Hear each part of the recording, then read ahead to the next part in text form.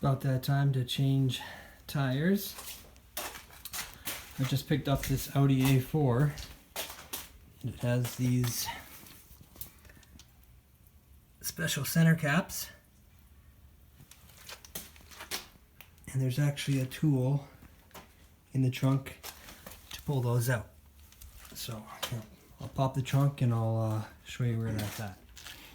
Alright, we're at the trunk here. I'll open this. You gotta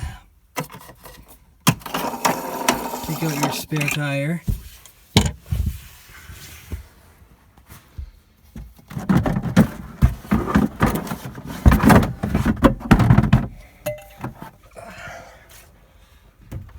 And under that you got this cover here. The battery's under there as well.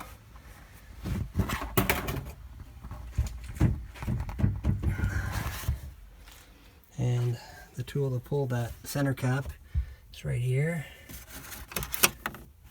Take that. You just slip it in that hole.